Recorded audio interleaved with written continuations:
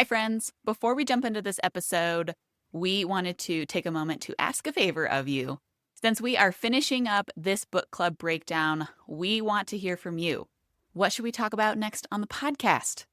We have a quick 1-minute listener survey. It's just 4 questions that'll help us plan future episodes so that you get a say in what we're talking about.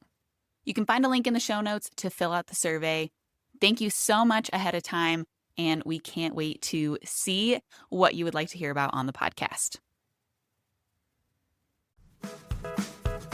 I'm Riley. And I'm Ronnie, And this is the Plan to Eat podcast. where we have conversations about meal planning, food, and wellness to help you answer the question, what's for dinner? Hello, and welcome back to the Plan to Eat podcast. Today we are finishing up Grocery Shopping Secrets by Caroline Cates. We have just the last 3 sections to go over, starting with lamb, then we're moving on to seafood, and finishing up with deli foods. I was going to just say deli meats, but it's deli foods of all kind. It is, and she is extensive in her deli food section. Yeah, it's clearly something that she cared about when she worked at the grocery store, I think. Have you ever purchased lamb at a grocery store? No, I have never cooked lamb. I have very rarely eaten lamb, I'll be honest. Yeah, I felt like this section was really helpful, but it's because I have no practice. Yeah. Like I have no hands-on experience doing this. Yeah. So I don't think my mom prefers lamb, and since she was the main cook in our household growing up, I don't think we ever really had it. I think I can remember like 1 or 2 times even ordering it at a restaurant. Like it just is not something I would choose necessarily. it does feel a bit more like a cultural food. Yeah. And I know that probably makes me sound very like dumb American, but I just feel like it's an Indian, like you ordered at an Indian place or you ordered at a Greek place. And people I know from other countries or who are very extensively traveled eat way more lamb Yeah. than people who aren't. Yeah. Well, I would also in the American South, nobody's eating lamb in the South, right? Like there aren't ranchers that have sheep and lamb, are there? That's funny that you bring that up because my little brother has lamb. Oh. Or he has sheep. He raises sheep at his house. Oh. And so I actually reached out to him for some info, which I'll sprinkle in here a little bit. Okay, interesting. All right, well, some of the things that I learned about lamb is that the lamb that you find at the grocery store is called regular lamb. So, because there's also baby lamb, spring lamb, yearlings, and mutton, which are all just different ages of when the lamb or the sheep happen to be slaughtered. Yeah, so regular lamb is the meat from young sheep that are slaughtered when less than 1 year old. Yeah. And that's what people are going to find in most grocery stores. Right. Yeah. And mutton, which I think a lot of people have heard about mutton, even if in the United States we don't eat it, that's from an older sheep that's over 2 years old, and it's often tougher and has a stronger flavor. Well, you've probably heard of mutton bustin'. Yeah. If you go to the rodeo, you have. If you go to the rodeo, and for anyone listening who doesn't know what that is, it's when little kids ride on sheep and whoever lasts the longest wins. But they wear like helmets and like a little like protective vest. It's adorable. Awesome. My daughter adorable. wants to do it. Yeah, I bet she would be great at it. But I think mutton is what they use more like I'm thinking the UK when they have shepherd's pie and stuff. That's one of the ways that my brother says he really enjoys lamb. Is his wife makes a shepherd's pie. They also do leg of lamb every Christmas dinner at their house. Oh. And then the butcher where he gets his lamb processed also makes like a bratwurst out of it, which he says is good. I bet that would be good.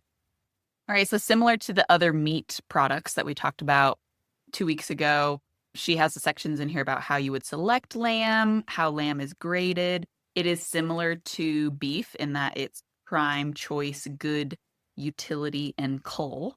And she said that utility and cull are not things that you would find in the grocery store. Those are not grades of lamb you would find in the grocery store. And particularly not in the United States. Yeah. Yeah. So my little brother has sheep, and so I reached out to him to ask him some questions. The last time I saw him, one of his sheep was pregnant and they did not know. Oh. And so she ended up having a baby.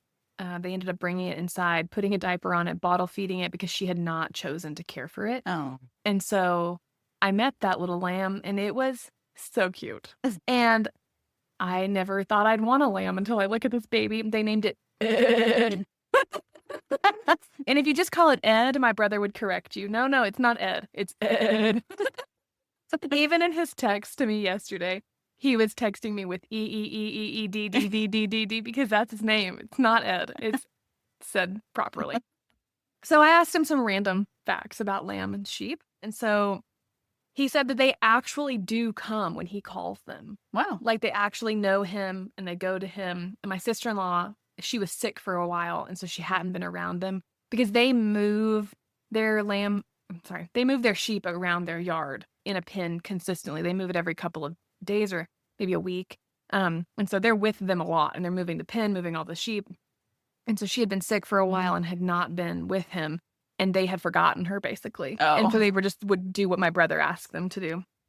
So their sheep, he called it intensive rotational grazing. And so they move them around their property, which he said has many benefits. It lowers the parasite load with minimal pharmaceutical intervention because they're moving all the time.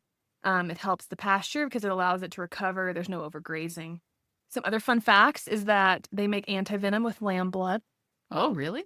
Yes. And then one reason that they love the sheep is that the omega-3, omega-6 ratio of grass-raised finished lamb is as close to salmon as you can get on lamb. Oh, interesting. So it's one of the reasons why they love it for its health benefits. Well, that makes sense in here too, because she talks, I think she mentions it a couple different times in here, that a lot of lamb in the United States is grass-fed and then grain-finished, which helps, it lessens that gamey flavor, and the part of the gamey flavor is because of the high omega-3 content in the meat. So that would make sense. Yeah, they finish theirs on grass. So there's grass-fed, grass-finished. I asked him, I said, don't they double as lawnmowers? And he said, yes, they're lawnmowers sometimes. He still cuts some of the grass, but they graze them all over their property, and it just helps him take care of all the property that they have. Wow, that's cool. Yeah. Well, thanks for reaching out to him. Yeah, little tidbits of information. Yep, shout out, little brother. Okay, I thought we don't have to talk too much about lamb anymore since Riley and I are clearly not lamb experts since we don't eat much of it. But I just thought it was really funny that, so she says one of the labels for lamb is organic, and organic lamb cannot be cloned. Which I just thought was funny, and it's the only animal that she mentioned that with, but it also makes sense because I think Dolly, the lamb, was the first cloned animal.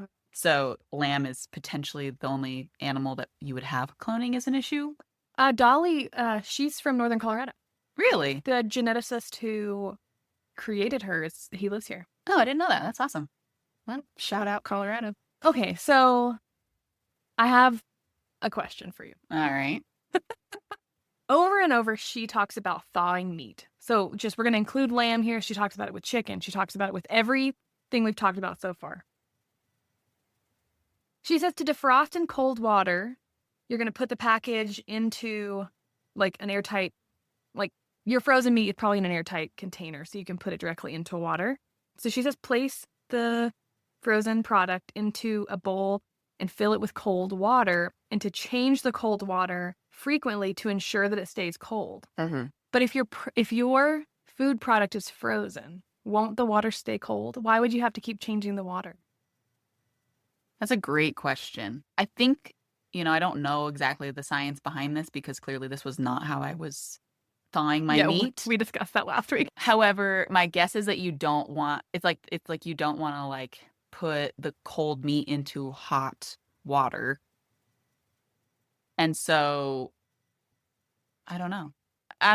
You're stumping me a little bit on this. I feel like I don't have the scientific knowledge to answer your question, but I do feel like at a certain point you reach a tipping point where your food is not totally frozen yet, and your ambient temperature of your air, right, is warming the water more than the food is cooling the water.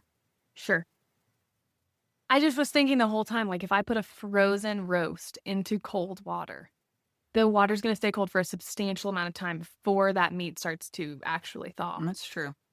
But also the water will stay cool, but the water is not frozen, so it's going to thaw the meat eventually. Yeah, but it's like putting ice into a cup of room temperature water.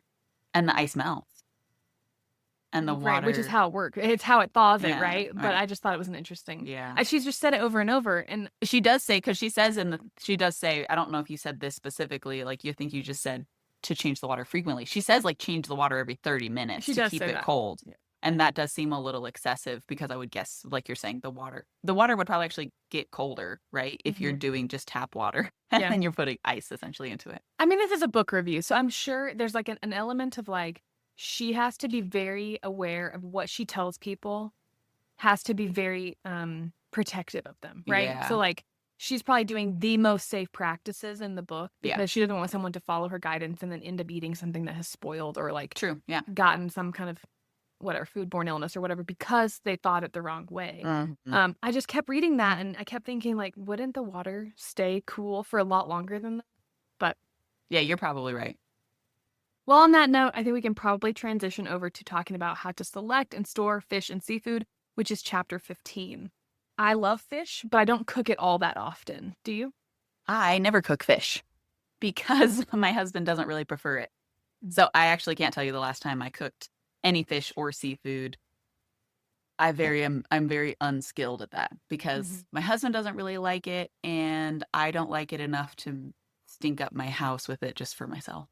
I eat like tuna fish out of a can, you know, or sometimes I'll buy like the smoked salmon at the grocery store, but that's pretty much it. We do live in Colorado, so there is an element of like any fresh fish takes a really long time to get here. Yeah. And it has to be overnighted, flown here, high quality fish places. It's very expensive because of those things. Yeah. I grew up in the South, so a lot of fish, it's just quick to get seafood and I don't know, it was a lot more readily available, I feel like. Yeah, I mean, this whole seafood chapter, it's not just about fish. Like, she talks about clams and mussels and oysters. I've literally never eaten those things because I don't prefer shellfish overall. I think I've eaten one oyster in my life and I did not like it. It's a texture thing, you know? So, but I don't know what clams and mussels even taste like because even if I go to someplace closer to the ocean, I would rather just order fish than like a shellfish. So, okay. That makes sense. Yeah. Have you ever had clam chowder? Yeah, I've had clam chowder. Okay. Yeah, well, I've just never eaten clam. Like, she talks here about like how you prepare your clams, like, you know, get the sand out of them and all this stuff. And I'm like, I would never do that. Yeah, I think that is another geographical like section where like where you grew up really, really matters when it comes to seafood. Yeah, because I'm sure there are people who live on the ocean who like, they're like, oh yeah, we go harvest our own clams. Exactly. My stepdad has access to like a family beach house sort of a thing on the Oregon coast. And anytime that we've gone there, we tend to go deep sea fishing and then they do like crab pots off the boat. So we'll have like the fresh Dungeness crab Very and cool. stuff, which is so delicious. I usually make myself sick with how much crab I eat. But that's, my seafood experiences are kind of limited, honestly. Yeah. Okay. That makes sense. So we can start with fish. And when you're at the grocery store and you're selecting fish, I thought an important thing to note here is that she says the skin of the fish should be shiny and almost metallic. She says that the coloring becomes less distinct as she says decompose, as the fish decomposes, which is, I mean, that is what it's doing. It just sounds kind of gross. But so I just thought like that was kind of an important thing if you're selecting fish. Like, don't go for the dull ones. You want it to be shiny and like opalescent-y. Yeah, another aspect of this that I thought was interesting is, like so many other sections, she says to shop with your sense of smell. And I feel like that's a pretty hard thing to do in most grocery stores because it's already packaged. So it's very difficult to shop. I'm sure if it was smelly enough like fish, because she over and over says if it smells like fish, it's not good. Right. It should smell like the ocean, but not fish. And I think that's a very important distinction because they do smell different. Yeah. And as soon as someone says ocean, I feel like it almost like helps your brain process like, this doesn't smell like fish, it smells like the ocean. Yeah. But we almost associate those two smells together.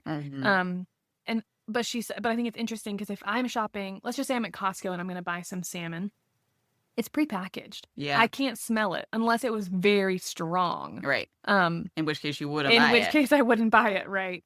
But I thought that was just another important thing. Like, she over and over again says, shop with your eyes and with your sense of smell, which I think is important, especially if you're at, like, I'm thinking like Seattle, like Pike's Place Market. Like, the fish is there in front of you and you can almost like, it's not packaged. It's right there. It's right in front of you in like an ice like display. Yeah. So which is a great time to use your sense of smell.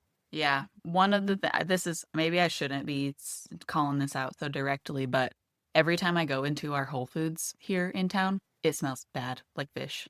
That is the only smell that I smell in our Whole Foods. And it it overpowers the whole store. It is. I would probably never buy fish there if I was going to buy fish. Yeah, it is. Sorry, Whole Foods. Well, it's just ours, and it is Yeah. concerning, and it is very pungent in there. Yeah, it is. Yeah. Not the ocean. Not the ocean. It's definitely not ocean smell. All right, so she spends a good amount of time here talking about salmon, since she said salmon is one of the most popular fish that we eat in the United States. And there's essentially two different kinds of salmon. You have wild salmon and farm-raised salmon. Wild salmon is most often Pacific salmon, so somewhere off the coast, Oregon, Washington, usually Alaska and the rivers of Alaska. And then Atlantic salmon is usually farm-raised salmon because there are very few wild Atlantic salmon in existence anymore. Yeah, on that note, I actually found this very interesting. She said that Atlantic salmon has a milder flavor than Pacific salmon and is often larger in size because it's fed a diet at a farm, that's very specific. And then, like, fish that's, like, wild caught is often leaner because they're so active and they're swimming upstream and they're doing all the things that they do. Their life is a little bit more how a fish's life normally would be. And so they're much leaner. But I thought this was an interesting note. I'm going to say it again. Atlantic salmon has a milder flavor than Pacific salmon because if you love salmon, but you feed someone in your home who does not like fish very much, it might be a note to choose Atlantic salmon over Pacific salmon as a gateway of, like, a lot of people like salmon, even if they don't like fish.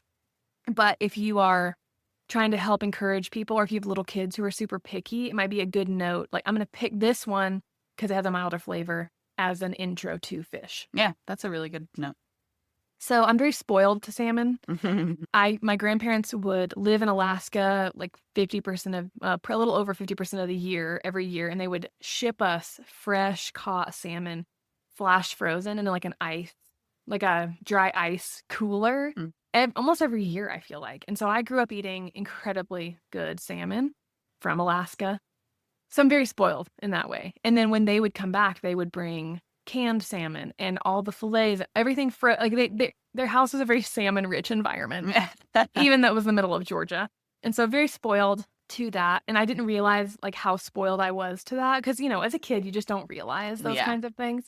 But as I've grown up, and one, I look at the price of salmon in the grocery store. And two, as I am married to someone who ate very little fish growing up. But he is from Colorado, so we'll give him a break. I just realized how spoiled I was to that. Yeah. Was there a fish? Did you eat? You didn't eat any fish growing up? No, we ate the most fish. The most often that we ate was trout because we would go fishing and we would eat the fish that we caught. Yeah. Trout's really good. So, like, when we would go camping and stuff, we would then, like, cook our trout on the fire, kind of a thing. So, like, I have really good memories of that. I love that. But yeah, my mom doesn't really like salmon, so I didn't grow up eating a lot of salmon. Probably the first time I ate salmon, I was like a teenager. And yeah, so I wouldn't say that I grew up eating zero fish, but I also didn't go to the ocean for the first time until I was like 14. So yeah, like, I just didn't have as much exposure to fresh seafood. Yeah. When I was 16, I went to Alaska with my cousin, who's the same age as I am. And we got to stay with my grandparents for 10 days, I think. And we did a variety of fishing methods, which I'm going to talk to you about now. One of them was beer fishing. Beer fishing? Yeah, tell me what you think that is. Like, you're drinking a beer while you're fishing? Like what most people do? Like what fishing looks like for most people. Yeah, no. So we went to we went to like a gas station and we got cases, like huge cases of beer. And then we got on a boat, went out to a commercial fishing boat and traded the commercial fishermen the cases of beer for those gigantic trash cans full of fresh salmon. Wow. Like a 55 gallon? Like a 55 gallon, like multiples of them. Whoa. Yeah, so we traded them. Then we took all that back to the beach and it was immediately cleaned and immediately cooked. And I cannot tell you, like, obviously we've talked about this before, that like food tastes better. Like nostalgia makes food taste so good. But it was one of the coolest experiences. Me and my cousin were both given a job in the cleaning process. So that was kind of a whole new thing. But we were literally standing there on a beach. And I'm not kidding when I tell you, like, a flock of eagles was there with us, like, there to get all the remnants of the salmon. A flock, like a huge amount of eagles, like bald eagles. Wow. It's crazy. They're sitting there on the beach and like tons of people came. I don't know exactly the context for who those people were, but we all just like cooked it and ate it. It was really cool. That's awesome. Yeah. That sounds super cool. Yeah. So the other way we caught fish was wheel fishing. Someone that they know had one of those wheels set up in the river. And so it would continuously scooping fish out of the river. And you just went and you got it from the wheel. Like it did all the work for you. But so we went with someone who had that set up in a river. And we went and caught salmon that way too. Wow. Yeah. Yeah, it was very cool. That's super cool. Yeah.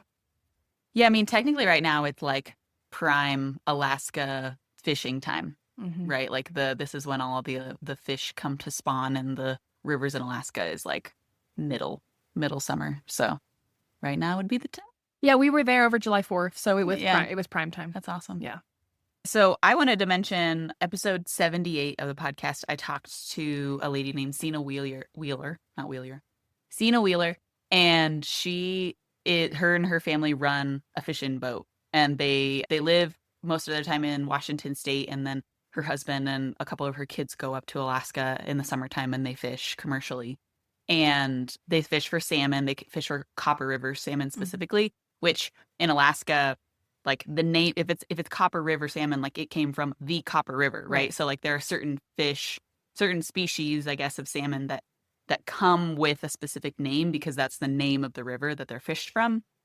And I'm bringing this up because in the book, Carol Ann talks about like the difference between wild caught and farm raised and kind of like some of the pros and cons of both of them. And it was really interesting, though, to have a conversation with somebody who their family does wild caught fishing. Yeah.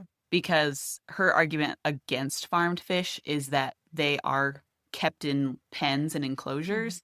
And it's not just that it's like overcrowded and they can get disease more easily, but the waste byproduct from those farms, they like once they harvest all of the fish, they just like open the pen and all of the waste byproduct like goes out into the ocean, and it's like overly concentrated and can actually cause a lot of die off of different species in the like perimeter, like the closest area in the ocean to that, because it's just like so densely concentrated from all of the fish being in that pen.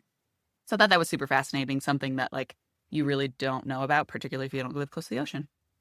Whereas like a salmon, like in a river, it's a natural ecosystem. Yeah. And also there's like a natural filtration system of a river, and a natural, like it's always moving, and like there's all those aspects, which is really really important. Because one of the reasons that people will make an argument for farmed salmon is the sustainability aspect of it. Of and she says it in this book, is that there's a higher demand for salmon than there are populations of salmon currently.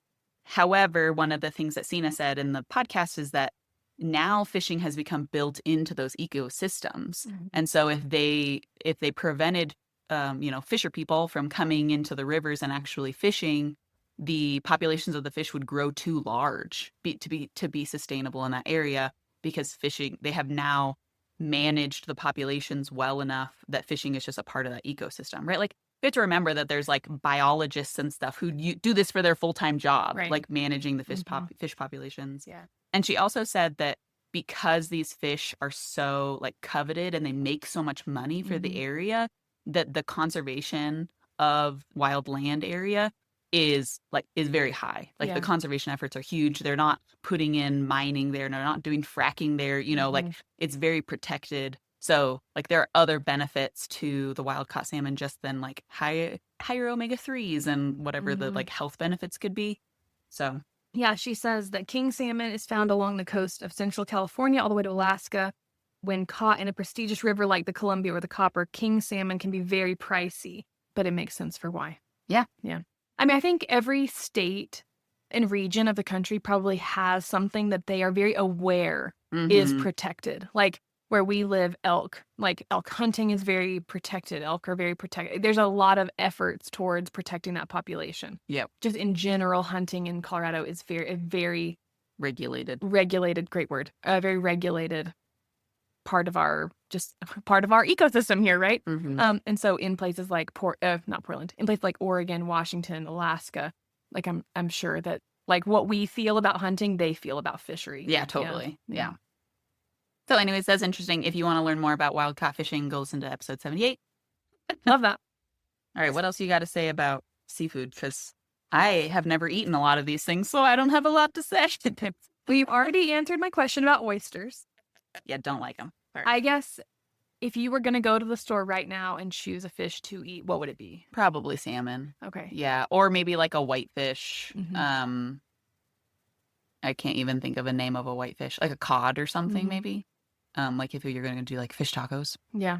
I don't have anywhere to tell you to eat this locally, but scallops I think are very good. I've had scallops when I've gone to Mexico. Like we had like fresh scallops in Mhm. Mexico. I've eaten fish in lots of different places of the world. Actually, like had some of the best fish I've ever had in South America, Yeah. and really good fish in Portugal. So like I've Spoiled. eaten, yeah. So like I would say that I'm kind of spoiled. And I think I mentioned last time on the podcast actually when we were talking about the tender meat that Mhm. like some of the best salmon I've ever had was actually here in Fort Collins at a sushi restaurant. They had Copper River salmon on special, Mhm. and I kind of hate that I didn't go back like 3 days in a row to eat more of it. Yeah. I know exactly what you're talking about and where you're talking about. It's so their salmon is usually very They good. do such a good They job. do a Yeah. great job. So I really like scallops. I like, Mhm. wanted to recommend them to you if you're not a big Yeah. fish eater. But I think this is why I couldn't recommend a restaurant locally to have them because I Mhm. feel like you do have to have them cooked very well. But if you do have them cooked very well, they're very buttery and Mm. yeah, but they're not chewy or Right. Yeah. they're perfect. But Yeah. do you like crawfish? That was another big section of the book. She gives a big, like tons of information about how to order them, how to Mhm. select the live crawfish. So if that is something that you cook in your region of the world, I really highly recommend this book because she has some really great practices. Or if you're Yeah. new to it and you want to do it, there's some really great tips in here. So I have had like crawfish etouffee, and I think I like it like that. Our former coworker Shelby had a crawfish boil for her husband this Mhm. last year for his birthday, and I tried like a whole crawfish at that point in time, and it was fine. I wouldn't say that it would be something that I would be seeking out again. But again, I'm not somebody who would naturally order lobster at a restaurant. Not Oh, that I have really? anything Okay. against lobster. It's just not something I would order. And maybe that's also just because I live in Colorado. If I went to Mhm. Maine, I'd probably eat tons of lobster, Yeah. But I love lobster. here in Colorado, I'm just not like eager to eat lobster. Sure, I understand. Yeah, I really enjoy lobster. So I went to college in Mississippi, and it's amazing. This is like just speaking to like geographical regions of the country. Mhm. I grew up in Alabama, and I never had crawfish, not one time.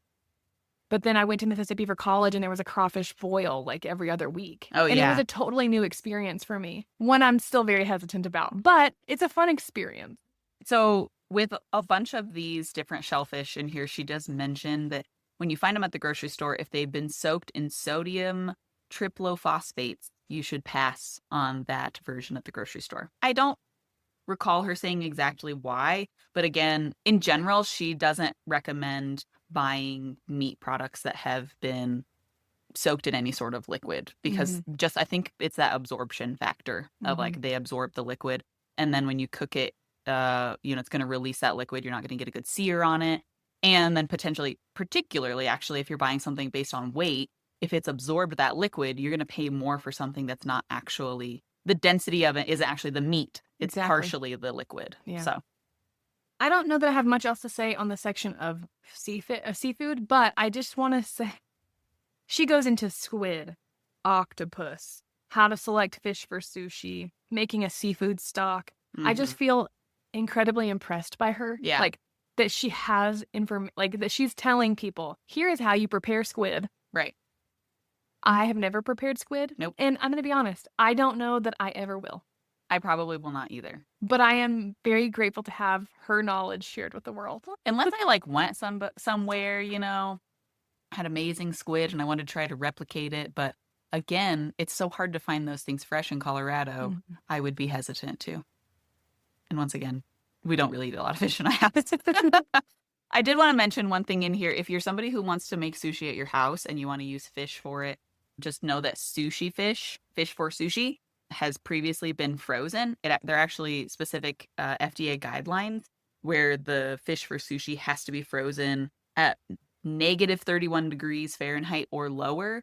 And this is to kill any parasites that could be in the fish. So also, if you're somebody who is leery of sushi for, potential parasites or whatever, this is one of the reasons why fish is safe to eat. raw as sushi because it's already gone through this freezing process. No matter where you get your sushi, it has been frozen. Whether you're getting it, on the coast or here in Colorado, it was frozen before it became sushi.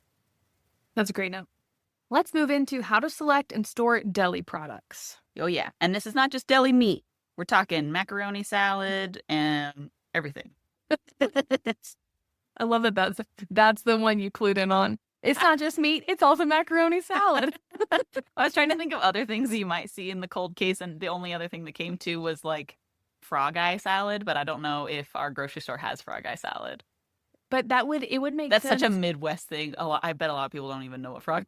Well, I had never heard of frog eye salad until I moved here, and my husband's family cooks it or makes it. Yeah. I don't think you really cook anything about that. The pasta. The pasta, yeah. But if you're wondering, I can give you a recipe real quick while you start talking about deli products. I'll look up a recipe. Well, I was gonna say it's like a CC to pepe, the BCC to pepo. How do you say that? I'm not really sure how you say the type. They're like little noodles that look like little grains, right? Yes.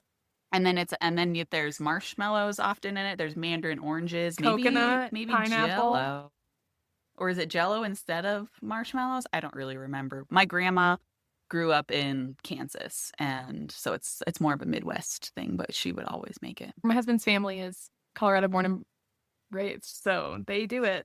Yeah, pineapple tidbits, crushed pineapple, pineapple juice, sugar, egg yolks, salt, cornstarch, acini di pepe. There it is. Noodles, mandarin oranges, shredded coconut, mini marshmallows, banana, heavy whipping cream, and powdered sugar. Whipping cream, yeah. And for the record, it is considered a side dish, not a dessert. Right. Very true. Yep. Yep. And I'm sure Shocking. all these Midwest moms are like, heck yeah, that's on the dinner every time we have a cookout. We're always making frog eye salad. That and the Hawaiian roll sliders. Totally. Actually, just made some of those last week, and I saw a recipe on Instagram, and I was like, that looks really good. Super good. And so easy. Tell us about them in case people listening don't know. Dinner was ready in like 15 minutes. Yeah, so you buy the Hawaiian rolls at the grocery store. This one called for the ones that were like pretzel bun Hawaiian rolls. So like a Hawaiian roll is like a sweet roll naturally, but then because it's the pretzel bun, it had like a little bit more. It's like a sweet and savory, which that's my fave. And then this one called for, I think it was like Swiss cheese. And so you cut the whole Hawaiian roll thing in half so that it's like, you have like 2 big sheets of Hawaiian roll. You put your cheese on it, you broil it in the oven until the cheese melts. And then this one was fried chicken. So you like chopped up fried chicken and put it on there, and then honey mustard dressing and tomatoes. And there might have been something else that I'm forgetting, but it was really good. Wow. Super good. That is a very non-traditional Hawaiian roll sandwich. Yeah, typically I think a Hawaiian roll sandwich is more like Italian sub, isn't it? Like Italian meats? No. Or is it ham and cheese? It's ham, Swiss. I don't remember. I've never actually made it, but my friend growing up, her mom would make it a lot. Okay. Cut in half Swiss is the Hawaiian rolls. Ham Swiss, and it's like a brown sugar butter mixture is poured over the entire thing. Poppy seed baked in the oven. Okay, I didn't know that one. Oh, yeah. Wow. You're missing out then, I guess. It's another, like, shout out to our Midwestern listeners, because I feel like that's also another very Midwestern dish. Yeah. Yeah. That sounds good. Whole deli meats refer to a section of meat or poultry that has been cooked and flavored with salt, spices, or sugars. It's an all-meat product. Sectioned and formed deli meats are prepared from several chunks of meat and are bonded together using a non-meat additive. Processed deli meats include any type of meat that is chopped, seasoned, and formed into a symmetrical shape like bologna. Mm-hmm. And I just felt like this was super helpful because I feel like if you don't know, like if you go to the deli and you get something, like you don't know maybe what you're buying. If you're buying a processed meat or if you're buying a whole meat product, your supermarket's going to sell deli meats in 2 different locations, the deli and in like the meat and dairy department. Like you're very familiar with this, right? Yeah. You go to the deli and you get it cut versus if you go to, or they've prepackaged it for you, or you go to where there's like prepackaged cheese slices and then you're going to find lunch meat there too. Like Tyson brand lunch meat. Yeah. I'm interested about the sectioned and formed deli meat because she doesn't give an example of that. But do you think it's just like, it's still chicken, right? Like it's still all chicken. It's just not the chicken breast specifically. It's like, it could be some chicken breast meat, some chicken thigh meat, and they just kind of like put the extras together.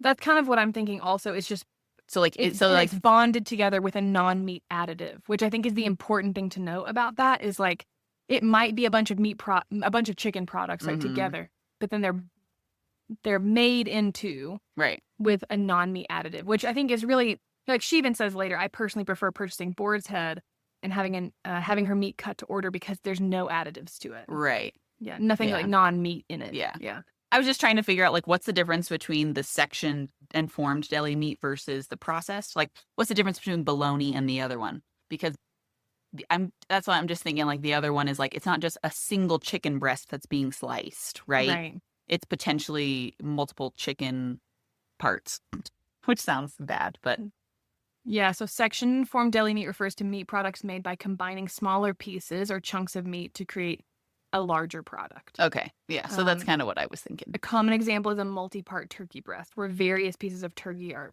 put together. Oh, okay. And then sliced. Okay. So I would guess so. Yeah, I would say that's probably the more budget-friendly option compared to the whole deli meat, right? Because there's only two chicken breasts on a chicken, right? And so if you're slicing just the chicken breast, you're gonna run out of it a lot faster, versus if you're able to put parts from all of the chicken together to create your deli meat, that's gonna be a little more cost effective. Yep. So one of the things that I really appreciated about this section, and we'll go into this more a little bit later, but she does a really good job of telling you how much to purchase for the serving sizes that you need, which I think for the most part in my life, I've literally just made a guess. Totally. I'm hopeful that this pound will cover our lunches all week. But if, my family of 4 has 2 sandwiches each, that's 8 sandwiches, which means the pound of meat is gone. Totally. She says 1 pound of deli meat will make 3 to 5 sandwiches, depending upon the amount of meat you put on a sandwich. She typically puts 1/4 of a pound of meat on a sandwich, which I feel like is substantial. But when you actually start actually weighing that out, I bet it's not as much as it sounds like. I tend to make pretty meaty sandwiches. So yeah, I would say our 1 pound of deli meat probably would get us, closer to the 3 range. Yeah. So I think that's super helpful. And then she also mentions here for charcuterie boards, if you're serving it for a charcuterie board, you could do 3 ounces of meat and cheese per person if it's an appetizer, and 6 ounces if you're planning on having it as your entree. And she goes a lot more into these food tray situations here in a minute. Yeah. One quick thing to note, if you're purchasing your deli meat from a deli counter, there's a lot of very strict rules about how things should be going behind the counter. They should be changing their gloves between every customer. They should be changing their gloves between meat and cheese. They should be cutting your meat on a particular slicer and then your cheese on a different slicer. And then everything should be cleaned in between each order or every time they slice something different. And if you notice that these things aren't happening, you might want to purchase at a different deli, or you might want to purchase like a prepackaged meat. But I thought that those were really helpful things to just know, just to watch out for, using that sense of eyesight in the grocery store again and just kind of monitoring what's happening. And just making a different choice. Yeah, or even asking to talk to the store manager and being like, look, I was not impressed by the deli practices. Yeah. And like that is more of a risk of illness.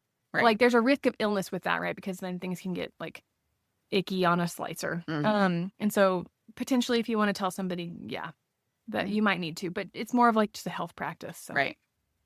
Again, as with almost everything, you can freeze your deli meat and cheese. She mentions that if you want to make the thawing process easier, you could place a piece of wax paper in between each slice, which might be a little bit too much work, but I could see how that would make it easier. Also, if you were like buying a pound of deli meat, but you didn't think you would thaw it all at the same time, you could maybe put a piece of wax paper in between every like 4 slices or something. So then you can easily pull 4 slices out to thaw it. Yeah, I think that's actually a really great suggestion for someone who maybe cooks like for one a lot. You might have a great deal on lunch meat or deli meat or whatever your situation is, maybe a coupon, and you buy 2 pounds of meat and you're not going to consume that in 1 week, or you might. If you do, great. But if you're not going to, just like that idea of just like buying those little like even pre-cut parchment sheets to just have an easier time freezing it. I feel like it's a great suggestion for someone, especially who's going to be just like, I need lunch meat for this week. I'm going to pull out this amount to thaw. All right. So as I mentioned before, the deli is not just deli meats. There's also the hot food, which might be like the fried chicken, things like that. She says that when it comes to rotisserie chickens, fried chicken, anything like that, make sure you're getting it from a place where it's hot. And then her overarching recommendation for pretty much all of this stuff is that if it's not going to go into the refrigerator right away, when you get home, you want to eat it within like 2 hours. Mm-hmm. So another suggestion is to put it in a 200-degree oven until you're going to consume it, which is going to keep it at the right temperature and also be hot when you're ready to eat it. Right. Essentially simulating the environment it'd be like at the grocery store under the heating lamps. Again, using your eyes to shop those products, making sure you're buying things that don't look dried out or like they have some kind of icky stuff on them. Yeah. Or that maybe they got warm. Any of those things. Using your eyes to look for those things. Yeah. So when it comes to the prepared entrees and side dishes that you can get from the deli counter, she says it's just an interesting thing to know. She's not saying that one is better than the other, but some of the things are made in-house at the deli by the people who work there, and some of them are actually like made at a separate facility and then frozen and shipped to the different grocery stores where they're then thawed and put into the deli counter. So if you prefer something that was made in-house, she says it should be labeled as chef prepared. So if that's something that matters to you, if you want something that was for sure freshly made, look for that label. I think that's actually really helpful because I don't think that we always consider where our food came from. Totally. Especially because we do shop at a grocery store and our connection to the food we eat is a little disjointed from the past, right? And how we used to make everything and very connected to the animals we raised and our own gardens and things along those lines. But I think it's just a helpful note to say, like, sometimes food is prepared at like a facility in your geographical area. Like, it might not even be that close, and then it's shipped to your store. Yeah. And again, just that length of time between preparation and consumption can get kind of iffy. But if it says chef prepared, it was made in your store. Yep. And so I think that's just a helpful thing to kind of clue in on. Yeah. So she also brings up deli trays, either sandwich trays or fruit platters, veggie platters. And she says, with the cost of food nowadays, you might prefer to make these things yourself instead of buying them from the grocery store if you have the time. And I thought this was a really great section if you're feeling like I have no idea how to make a veggie tray or a fruit tray as nice as they make it at the grocery store. Yeah.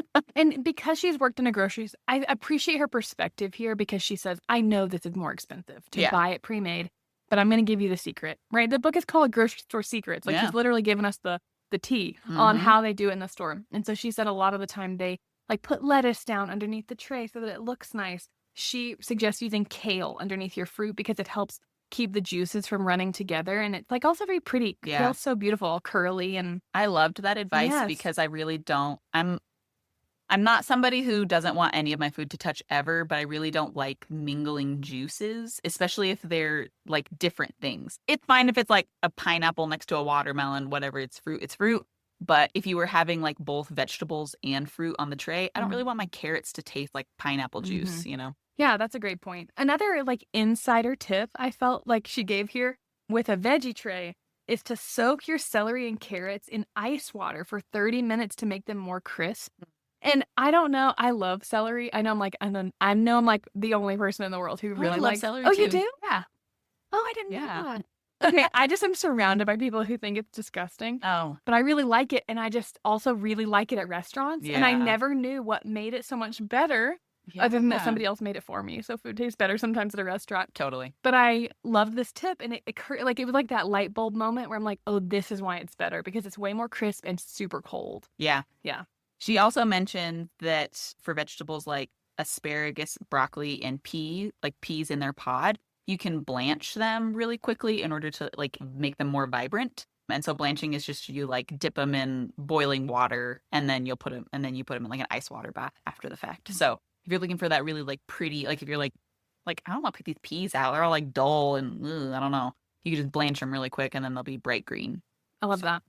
My last favorite tip from this section, or I guess there's probably a few more, but one of my other favorite tips is that she suggests hollowing out a red bell pepper or a colorful pepper for your dip. Yeah. And I loved that. Yeah. I can't believe I've never thought of it.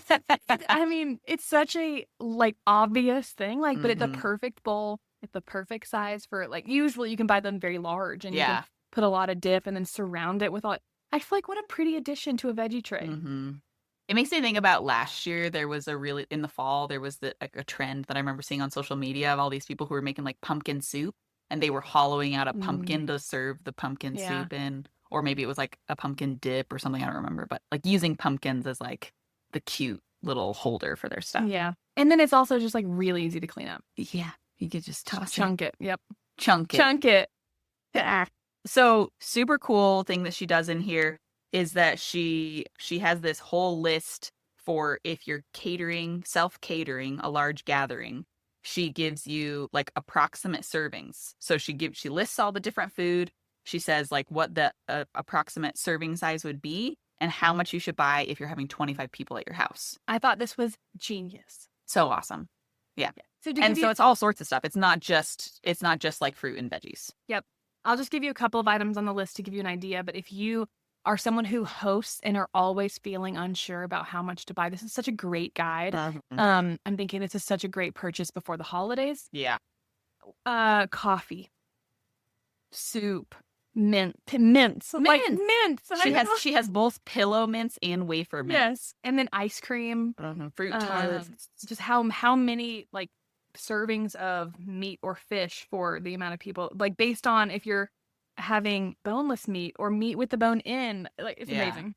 One thing I disagree with though is that for coffee, she gives every person 1 6-ounce serving of coffee. Yeah. And there is no way that would last at my gathering. I love also ice cream. 1/2 cup serving. 1/2 cup serving. Or punch. Punch is one 6-ounce serving. I'm like, one kid's gonna drink like a half a gallon. Let's be real. Yeah. But one thing I'll say is that this is such a great estimate because that's assuming that all 25 of your guests are eating it. Right. And so this does allow for some wiggle room without a lot of leftover waste. Yeah. Which there's nothing worse than having just like a single like or like having the ice cream and the party like melt on your counter because it didn't get consumed. Like, I think this is helpful because it does account for that. Yeah. I was just mostly making a joke about the ice cream and coffee because in my house, no one eats the serving size of those two things. So true. She does also mention that if you plan to serve it buffet style instead of like, serving plates of food, that you should increase the portions that she gives here by about 10% because people are going to, do a little more when they have their own control. Yeah. Yeah. I love that. This book has been so good. I've really enjoyed this book. I think we've recommended it in every episode. I can't recommend it enough because I thought it was super helpful. Carol Ann was also so sweet and sent Riley and I a copy of her cookbook, Secret Recipes from the Corner Market. And that also, if you're looking for a more condensed version of grocery shopping secrets, that also includes an incredible amount of recipes. I would recommend Secret Recipes from the Corner Market because she does have a whole section in the back that is clearly what inspired grocery shopping secrets. It's a whole section on selecting fruit and vegetables and different things. Yeah, she does even have a section on the vegetable platters like we just talked about. There are so many yummy looking recipes in here. I can't wait to try some. Maybe we'll put a picture in the Instagram or in our Instagram account so that you can see, but the recipe book is huge. Oh, yeah. And it's beautiful. Like, it's huge. It's, like, so easy to read. The recipes are clear. It's well organized. And then grocery shopping secrets is a little bit more portable. Yeah. So if you're looking for something that's a little bit more like, I need to put this in my car so I can reference it when I walk into the store, which I think I'll do. I mean, honestly, like, there's so many things in here that I want to reference. Like, or maybe I'll reference it with my grocery list before I go so I'm reminded of how to select something in particular. But just that, like, one's for your counter. The recipe book is for your counter, so you can look at it. It's so pretty. And the other one's a little more portable. Yeah, we've loved this book, though. Highly recommend it. So many good tips and tricks in here.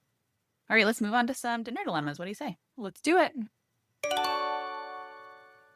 All right, Book Mom says her dinner dilemma is having everyone be happy with the meal at the same time. Oh, this is so relatable. I don't have a lot of good tips for this one because I only have 2 people to feed and my husband's not a complainer, so.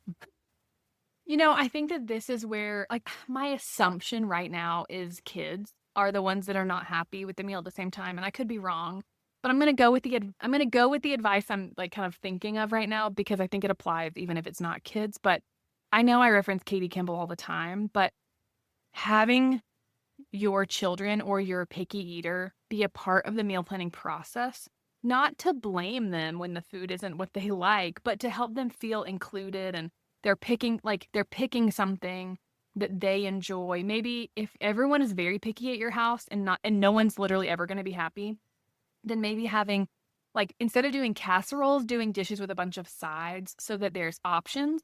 Everyone's presented with the same options, but you can maybe get a larger serving of what's something everyone likes, like tater tots, and a smaller serving of the black eyed peas or whatever your per people don't like. But so there's like a pick and choose situation and also like a portion thing. Like you're not just serving an enchilada casserole and being like, this is the only thing I made. But having meals that have parts so that you can get a larger serving of what you like and a smaller serving of what you don't. Having people be a part of the meal planning process is a way to help with that. Having them be a part of the cooking process. And also, I feel like just like knowing the people in your family sometimes, like the way I've kind of gone about it at my own house is like, I know not everyone's going to be happy all the time, but like I know tomorrow night they'll enjoy dinner, but the next night they might not. And just being like, that is kind of how life works, unfortunately. Like we're not always thrilled with the options in front of us.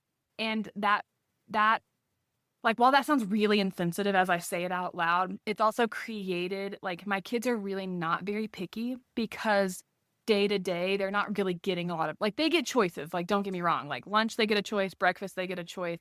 But dinner is, like, really, like, I planned it. I cooked it. They are going to eat it.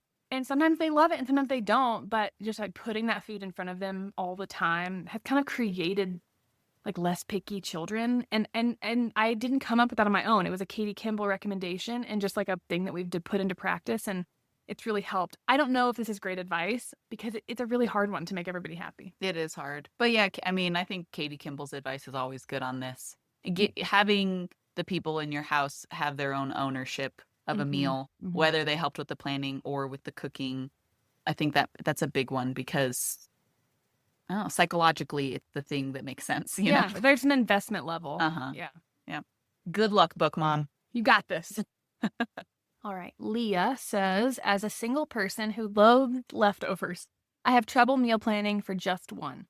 Cooking for friends is easy, but cooking, much less planning, for one is hard. Please help. I tend to go back to if you're not a leftovers person, really utilizing the freezer. And unfortunately, I think when you don't like leftovers, sometimes that means that there's a little more cooking involved. But also I'm thinking actually similar advice to this is if you don't like leftovers, instead of cooking a casserole or a soup or something where it's the exact same meal every single time you eat it, cooking more of these like pick and choose, like you do more of a meal prep for your cooking. And so you have rice and you have a protein and you have some veggies and you can kind of mix and match, make a different sauce or put it in a tortilla one day and then you're making a rice bowl the next day. Something like that, so it feels like there's variety and then you're not cooking every single night necessarily. You're just kind of like assembling the things that you've already cooked on different nights. And then again, just like utilizing the freezer. If you do make something like a casserole or soup or something, like pre-portioning things into single serving sizes, putting them in your freezer, and maybe you don't mind eating the same thing on Monday and Friday. Or even 2 weeks from now, it's okay to eat that same thing. You know, we've talked about this a bit. One of the things that comes to mind with people who don't like leftovers is that potentially the way you reheat your food is not like the way that helps the food kind of maintain its like deliciousness from the first time you ate it. Yeah. So maybe looking into a different like heating method, like maybe you use the microwave. The microwave almost always makes food taste weird. Yeah, I think weird textures. But using like an air fryer, especially as someone who is like like you're cooking for yourself, like an air fryer is I love an air fryer. Me like too. I'm going to sing the praises of an air fryer like forever. But for one, like you can really reheat food in it too. And it works great. Yeah. And it's faster than the oven, but it's similar to the oven. And so maybe like switching your reheating method might allow you to like leftovers more. But if you can reframe your thinking into the meal prep of like, I made all these pieces that I can turn into different foods and I already know what those are going to be. Like one of the things that I did this week is I made like ground taco meat and I made that viral like cottage cheese, taco meat, sweet potatoes, avocado, hot honey bowl, which everyone in my family loved. Everyone. I was shocked. Like even my kids loved it. But I took all that leftover taco meat and I made breakfast burritos with it. And, like, it didn't feel like we were eating leftovers. Mhm. And my kids were like, "Oh my goodness, this meat is so good." I'm like, "We've already had it before." But I don't Mhm. think they even realized that we'd already eaten it one time this Yeah. week.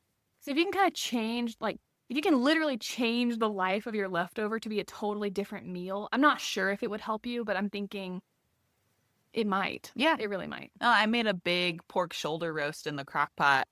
Maybe it was 2 weeks ago. And it was like one night we had pulled pork, barbecue pulled pork sandwiches with it. Another night we had burrito bowls with it.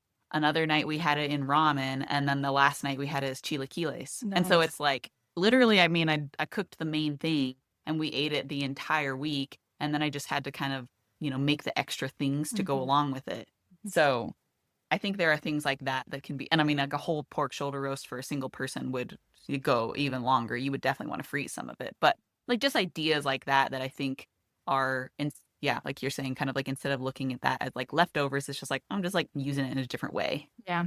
The other thing that I keep thinking about is it is pretty difficult to cook a single portion of something, but using Plan to Eat and using the serving size feature to Yeah, literally change a recipe from serving 8 to serving 1, yeah, it's going to totally change the dynamic of cooking because you're going to need way smaller like measuring tools.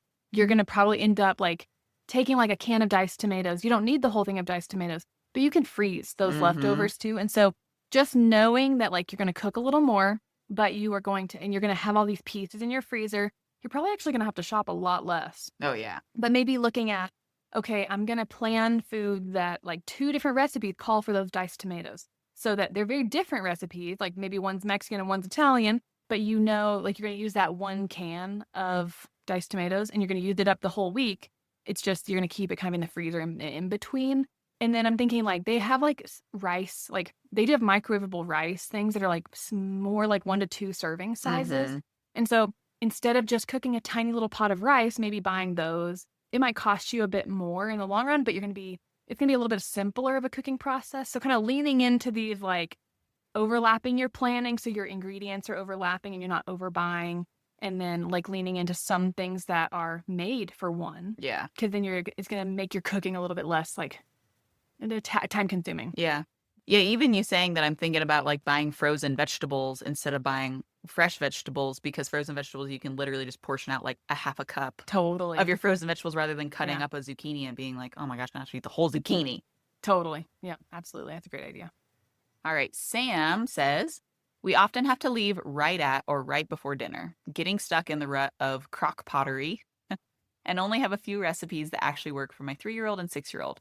Anything beyond roast or pulled pork, chicken tortilla soup, the sheet pan workish, but those require a lot of prep. Would love to find some prep the night before for several dishes that vary.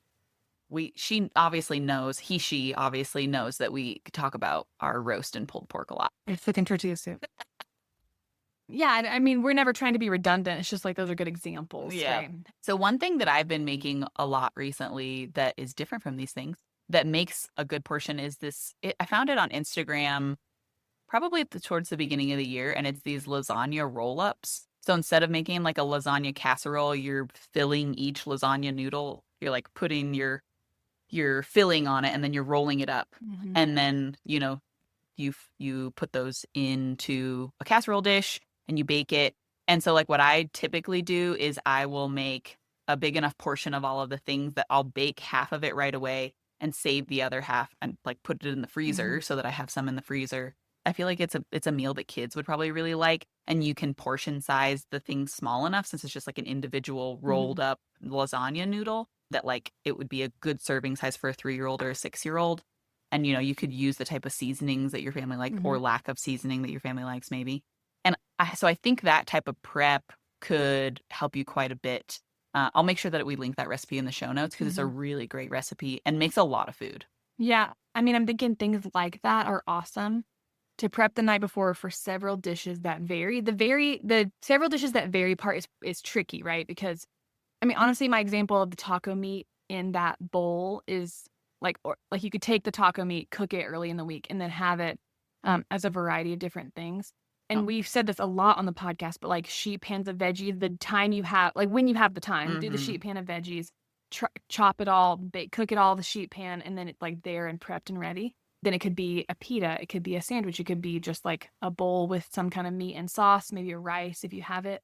But a lot of things like chicken enchiladas, like if you had a rotisserie chicken, you could take the rotisserie chicken and I'm thinking for a time-saving aspect, make chicken enchiladas and then maybe make like a chicken Alfredo bake. Those are very different meals, but with the same chicken. Yeah. Or even like a broccoli chicken cheese, like rice casserole. What is that thing called? Yeah. Or like or I'm even thinking rotisserie chicken was on my mind too. Like the $4 rotisserie chickens at Costco, are a great deal. And you could get 2 of them. You could shred the chicken. And yeah, you could make some of those things that Riley mentioned. You could also make just like chicken salad. Yep. You could, a lot of our recommendations might all be similar. It's just like maybe like a different main. But but the ideas of like putting into a sandwich, putting it into a burrito, putting it into a bowl. I think that's like the best way to get a variety. Yeah. Is to just kind of like change the vehicles that you're eating the food with. Yeah, exactly. Yeah, another thing is like a breakfast casserole. Like my kids love a breakfast casserole. You mentioned you have 3-year-old and 6-year-old. Like my kids love a breakfast casserole, and I'll make half of it and then just pour the eggs on right before I cook it. And honestly, you can cook it and freeze it, or you can freeze it with the egg being raw, and then it's or even I give the suggestion a lot, but like making something and freezing half, and then you're just pulling it out, thawing it, and then putting in. You're pulling it out of the freezer, thawing it, and then putting it in the oven to heat or to cook. These are ideas that are going to save you a lot of time and do require a little bit of prep, but it's that idea of like my future self is going to thank me for doing this thing. I freeze stuff all the time, and I am like amazed sometimes when I open my freezer and I'm like, oh my goodness, I made Salisbury steaks. Heck yeah, we're going to have that for dinner this week. Like, because I did that work already, and it's just such a like really low hanging fruit. Yeah. I'm thinking here too, that idea, the sheet pans where you're saying they work-ish, but they do require a lot of prep work. Again, the frozen veggies situation is a really good option for that. I know that I can't remember what the brand is, but there's a humongous bag that you can buy at Costco they're like fire roasted vegetables that you can get in the freezer section, and they're delicious. They're super good. So, you could do something like that where it's like, you're not really the one who's doing the prep work. You're just taking it from the freezer and putting it in the oven. Yeah. Yeah, one last idea, like meal idea, is one night a couple of weeks ago, I grilled a tremendous amount of chicken thighs and then turned quite a bit of it into like a teriyaki chicken with veggies and rice bowl. And then I turned it into, like, I chopped all that chicken and put it on a salad. And then we also had it in wraps. So it was like, again, it's like one thing. It's just changing how you're eating it and changing the flavor profile, honestly, because like it's pretty simple grilled chicken, but it worked in all of those recipes. And none of those things took very long to make. Yeah, I like it. All right, I think that wraps us up for this week. Next time, we are going to be back just talking about a meal planning topic. There is actually a survey about the podcast that we would really appreciate you giving us some of your feedback on, so that we know, what do you want to listen to? What do you want us to talk about on the podcast? So if you haven't gone through and answered that survey for us, if you take just about 30 seconds, it's 4 quick questions. We would really appreciate that. And as always, we thank you for listening, and we'll talk to you in 2 weeks.